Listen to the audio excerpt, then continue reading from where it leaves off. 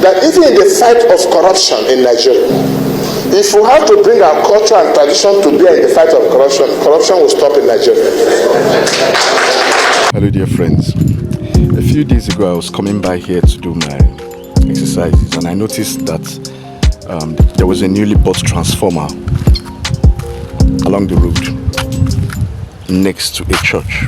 Now, its so mention was that the transformer had the insignia of the Ayelala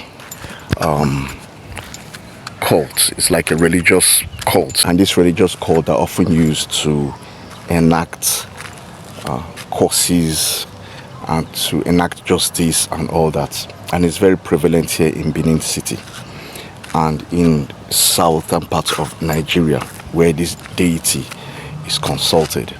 And what really amazed me is that the transformer is next to a church. There are actually 3 churches around this transformer, and in my mind I was like, why would the people in the area prefer to secure their transformer with Ayelala deity than the God of Israel or the church which is around there? And it got me thinking, and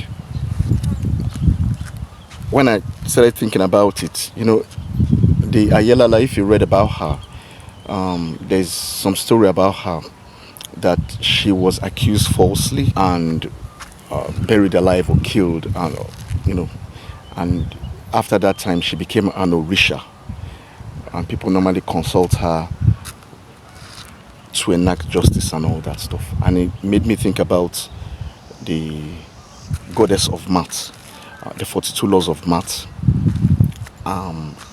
which is in Egyptian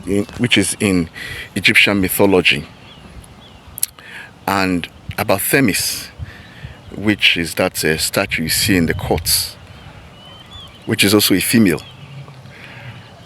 So one begins to ask now, why are they using females for these kind of things? Anyway, that's another topic for another day. But what really inspired me to talk about this is the corruption in the African society, especially Nigeria here. We seem to fear our deities and African traditional ways of going about things, because in those days, before the Europeans came with their religion and whatever, people didn't used to steal and engage in corruption like we do now. Somebody is being sworn into office with the Bible, with the Quran, they get to lie.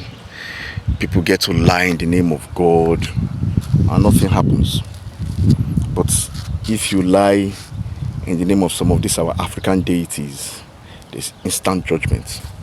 My thinking is that I think we need to go back and start swearing. These people, any person that wants to get into office, political office, they should start swearing with our African traditional instruments and deities. That even in the fight of corruption in Nigeria, if we have to bring our culture and tradition to bear in the fight of corruption, corruption will stop in Nigeria.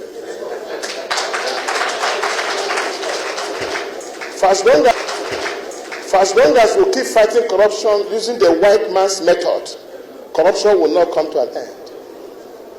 Could you imagine where they bring something from Gallery of Arts, a sculpture from Gallery of Art, and keep it in a traditional way, and say, governors, come and swear by this sculpture, that if you steal, you will die. Nobody will steal. But if you give us Bible and Quran, we think it cannot kill us. It's very merciful. This is what we understand growing up as people. And even when people go for election, they rig election. If you have the police, you have the INEC, you have the army, and you have the cash, you win election, not because the people love you, but because you can buy your way through. But get all our politicians, going culturally too, and say before you contest, this is what you believe in your village. I don't know what you believe in your own village. I have something in my village. When you mention the name of that thing and I stand by it, I will never break. Today, if election is conducted and democracy practice the way it should practice, most of us in public office will not be in public office. Because we have left our culture and tradition, and we have adopted the white man's way of life. This has become the bane of our success as a people. We should start swearing with our African traditional instruments and deities. Now, I'm not saying that God is not the greatest. God is the greatest, Jesus Christ and all that, but there's a hierarchy. All these deities are actually real, but they are just different energies of God. They're all different energies of God. And we need to respect these things and understand them. So my role, I try to bridge the gap between religion, spirituality, science, the arts, and everything around to try and make it into some sense. Because if we look at it these days, a lot of people, especially in the Western world, Europe, America, a lot of churches are closing down. People are veering more into spirituality. This is because the world is evolving. As the earth is evolving, so is the consciousness of humanity. We're also evolving, and things need to be put in place for humans to evolve. I've always said it that the Bible and the Quran needs to be updated, because there are a lot of things there which applied then but cannot be applied now. Everything needs to be upgraded, and we should stop following dogmas that don't make sense. So anyway, let me just share that while I continue with my exercises. I wish us a good day. Stay blessed.